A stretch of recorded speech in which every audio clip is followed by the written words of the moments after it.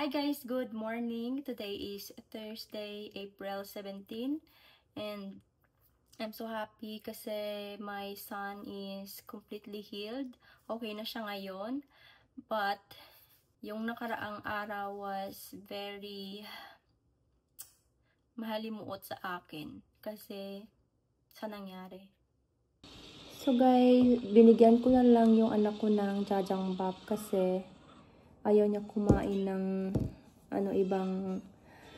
ibang putahe na pagkain. So gusto niya Jajangmyeon lang daw. So ayan, binigyan ko. Hinahayaan ko talaga yung mga anak ko guys na maglaro ng video game pero may limitasyon po. Yun po ay ang 30 minutes a day.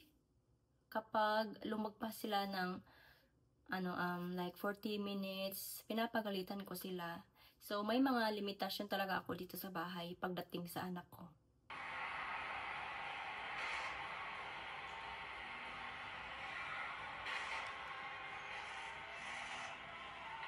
I know some of you thinking na bakit ganito yung vlog ko, bakit ako nagsalita one-on-one, bakit hindi na lang ako magsalita na while vlogging, magsasalita ako doon sa camera. So guys, alam nyo naman na hindi po ako fluent mag-Tagalog and hindi din ako fluent mag-English. So I was thinking na gagawa talaga ako ng paraan para maunawaan ninyo ang aking vlog kasi kapag lang magsasalita ako ng nakaharap sa camera, baka ma-out of topic ako kasi nga yung lingwahe ko guys, hindi po ako Tagalog. So, yun. Pagkatapos nun guys, nag-check ako sa aking vlog way back. Nag-vlog na pala ako nung guys, 6 months ago. Hindi pala 1 year kasi nung chinek ko sa account ko 7 months ago, 6 months ago. So, yun. Akala ko 1 year. 1 year ago. Hindi pala.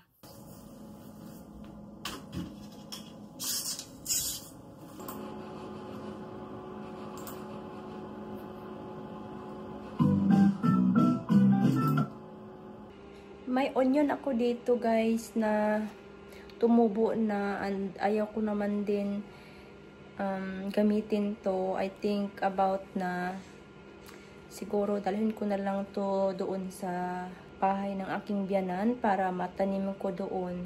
Hindi naman siguro kailangan na madami kang damit, diba? Sa bahay lang naman din ako guys. So, except siguro kung lalabas ako, magdamit ako ng maayos, pero pag nasa bahay, ganito, realidad na buhay.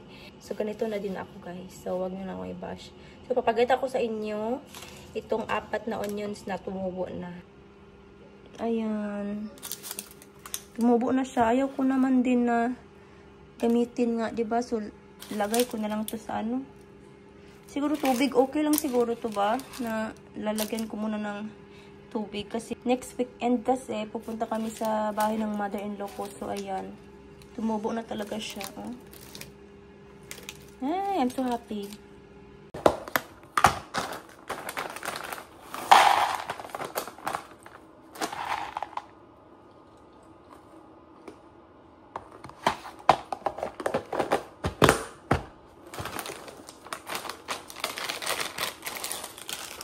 Pinaliguan ko aking mga kids kasi yun naman talagang gawain ko sa bahay. Nanay mo 24/7.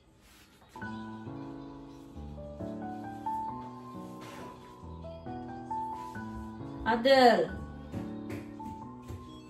빨리로 와.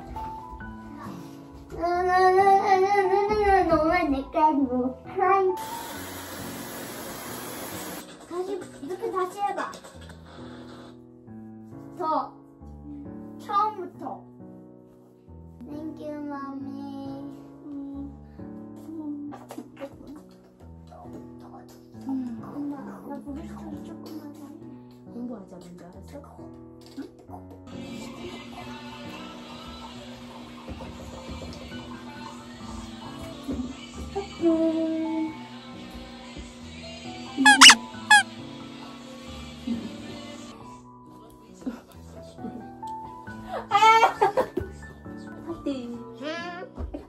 하트. 여기만 가지. 알았어? 공부해야 돼. 어디까지? 여기까지. So, while nag-study yung anak ko doon, yung eldest son ko sa ibang room. Tsaka man. So, study din siya na Hangul. So, kahapon is nagawa na niya to. So, ngayon is dito. Hindi 공부해야 돼. 알았어? 앉으세요. 지들아 앉아. 뭐 먹고 싶어? 뭐 먹고 싶어 그러면? 요구르트랑 요구르트? 알았어. 애기 어부 야구장 글자에 따라 보는 글자를. So after kong inaasikaso ang mga kids ko, napagod ako dahil. So ayan, humiga ako until na makauwi yung husband ko dito sa bahay.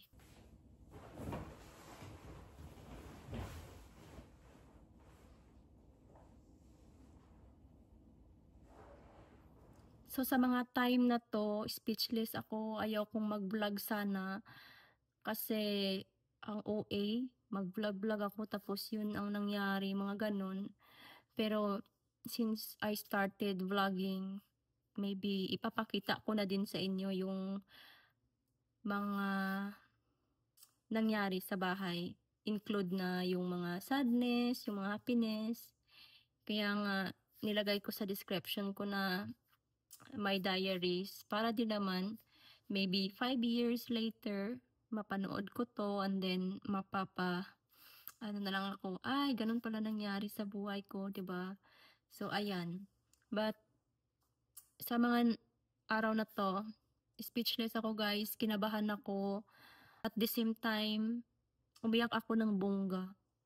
Kasi po, yung anak ko, nabagok yung ulo niya doon sa labas. At ako po na bilang nanay, sino ba naman hindi matakot na nag-call na lang yung asawa mo na nandito sa hospital kasi nabagok yung ulo niya, tapos sumuka, mga ganun. Tapos, okay lang sana kung dito. Dito pa na side guys. So, ayan, umiyak ako ng bongga. Tapos, nung umuwi na sila dito sa bahay, karga-karga yung anak ko, parang titingnan mo yung anak ko, okay siya. Pero, pag tumayo, parang, he felt dizzy talaga guys na parang matutumba siya.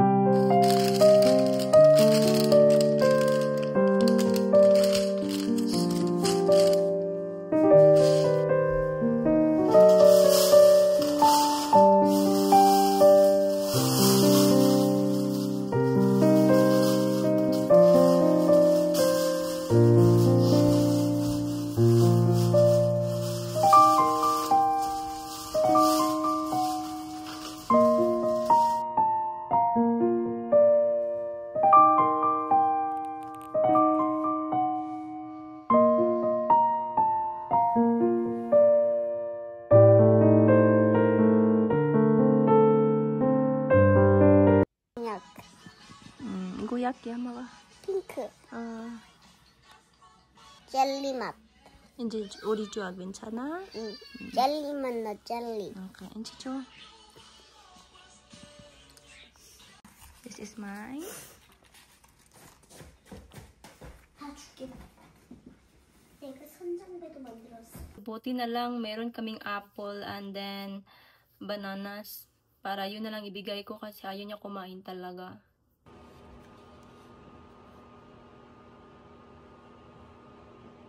뭐라고? 오늘도 아파요. 많이 아파? 응? 보자. 응.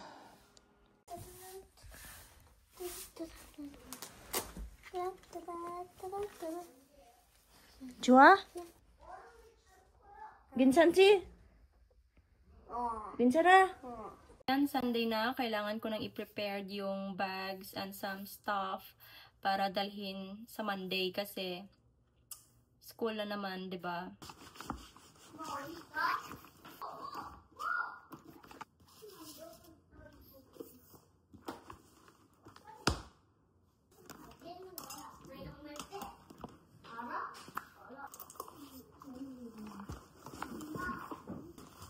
태권도 바지. 태권도 바지? 어딨어? 세바퀴는 So, pagkatapos kong i-arrange yung bag ng anak ko, nag-study kami, and then, nag-spelling na din kasi sa Wednesday, may test sila. So, yun. Karak Hana. Asa? Ibon? Ngayon ko lang napansin na yung liig ko, hindi na makikita dahil sa damit ko, guys. So, na-umpisahan na. So, just let it be. So, sa mga araw na to, na-shock ako kasi may ajushi, may delivery man na nag-ring ng bell sa door namin. So, akala ko may order yung asawa ko sa, sa Kupang. It's really unusual kasi pag-check ko dun sa mga apps na in-ordera namin, wala kaming package or something.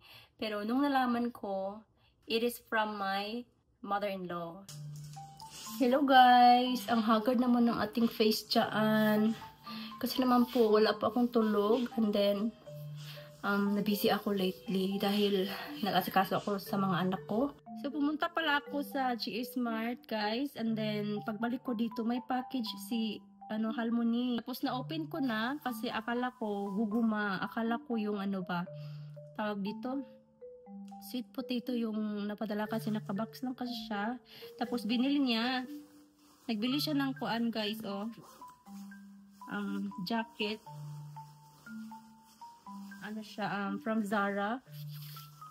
And then, ito din. Binilhan niya ako ng Zara.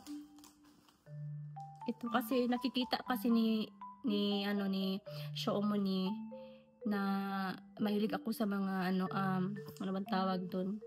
Mga leather. Mga palda, mga ganun. Mahilig ako doon, guys. So, binilhan niya ako nito. And then, may isa pa. Zara din. Ayan, oh. Parang malaki to sa akin, guys. Ayan. And then, sa anak ko na isa, na eldest, nagbili din siya. Ayan. 4 na short. Ayan, oh. H&M.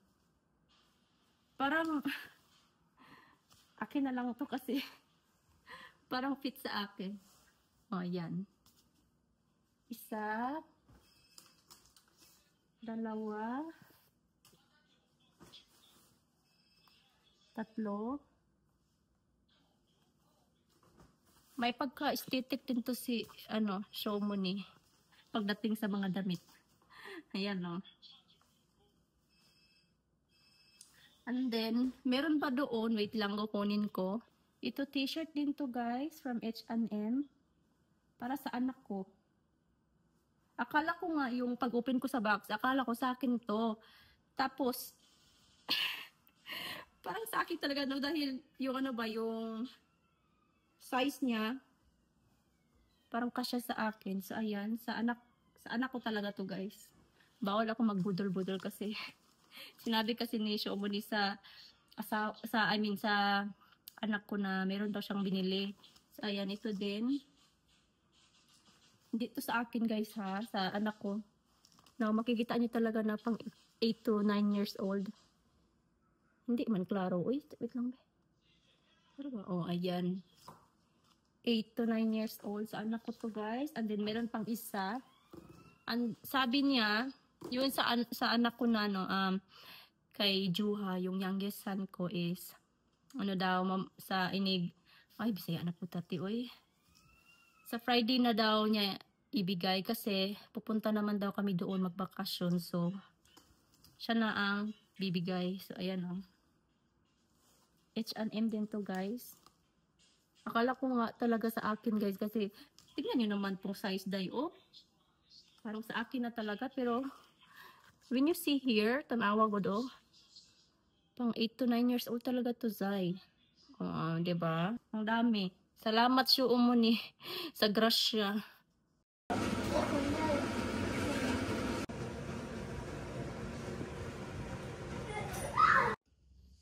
Labahan ko lang today. Yan. Ito din. Tsaka ito. Yan.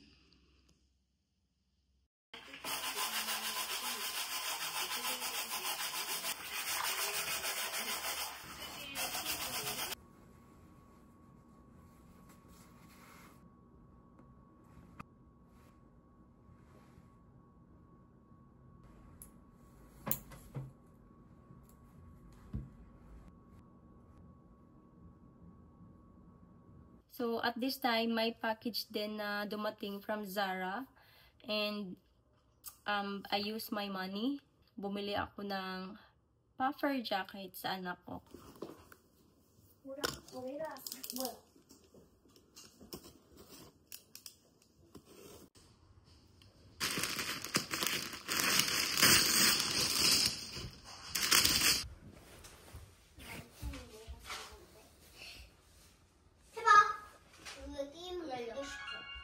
So, since yesterday until today, okay na po yung anak ko. There's nothing to worry about.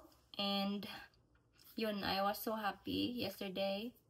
Kasi, kumain na siya ng mabuti. He ate chicken, which is, niluto ko din. I fry, and then, yun, binigay ko. And so, yeah, today is a good news.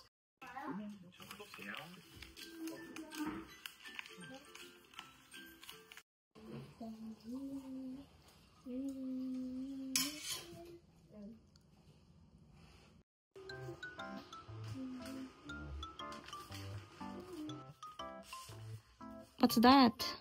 Hamster. It's a hamster. Did you draw it?